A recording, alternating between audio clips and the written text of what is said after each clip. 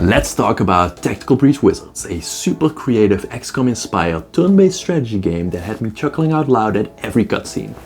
When I was looking through my notes about this game, it struck me how often the words funny, clever or some variation on those words popped out at me. The writing in this game is very good, and how it weaves magic together with everyday life is nothing short of brilliant. Take a look at these interactions between the main characters.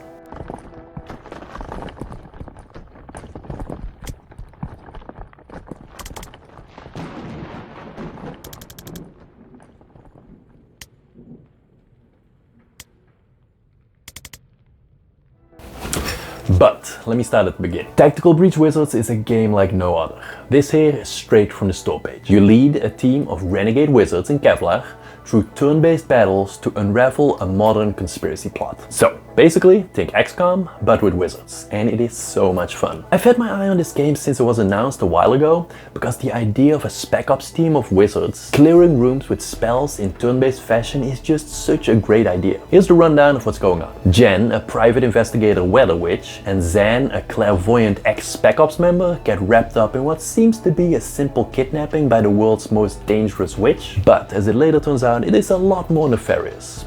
Not that kidnapping isn't nefarious, but you know what I mean. The story gets pretty interesting, but in games like these it's all about gameplay. And boy, you are in for a treat. Each level is divided up as a series of rooms that you're trying to clear with your team of badass wizards. Again, like in XCOM, but on a much smaller scale and with a magic staff. You start each room by breaching the entrance and taking your actions from there. If you know your turn-based strategy games, you'll be familiar with what happens next. You alternate turns with enemies, using cover to shield yourself from enemy fire. You know the drill. But this is where things get interesting. Breach Wizards does an amazing job combining wizardry with real life. I remember when I first read the Harry Potter books, and it always amazed me how good the world building was, and I felt very much the same with this game. Let's start with the classes. The most significant one, and the most influential in the gameplay, at least as far as I've gotten, is Zan, a former Special Operations Navy SEAL. See what they did there?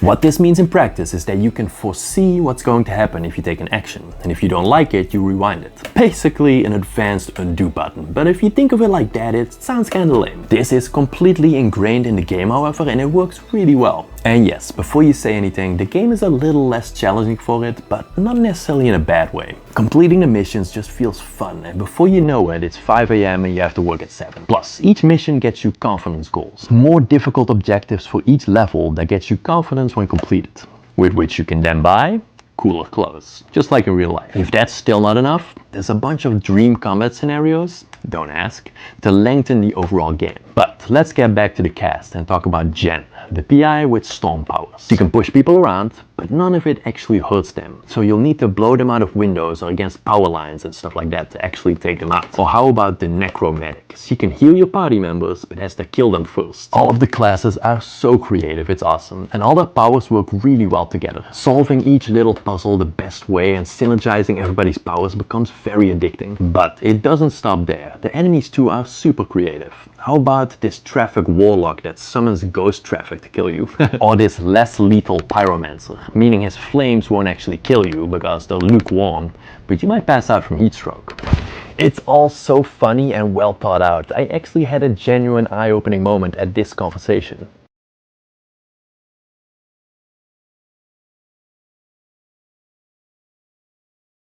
That's crazy, I never thought of it like that. And the game is full of moments like these, where everyday conversations or things come up and they just throw in some magic or wizardry in a way that makes it special. Really cool. To tie everything together, in between missions there's a map where you try to solve the conspiracy. Think of one of those pushpin maps with strings that cops use in cop shows. It's a cool way to visualize the story and flesh out additional details. It all works really well. And I was trying to come up with some negatives to put here, but honestly I couldn't think of any. Maybe the lack of difficulty could be a problem for some, but I love this game so much that I didn't mind. There's a lot more to talk about here, but I think you get the idea. So let's finish up with some performance. But there's really nothing to talk about here. The game runs pretty much flawless. Well above 60 FPS, and the cartoony stylized graphics look great and really nail that funny, dorky and somehow still kind of cool look. There really aren't any graphics options to speak of here, other than a few small things to tweak. I'd highly recommend this game. Leave a like, check out here for my Wukong review, another great game, and I hope to see you in the next one.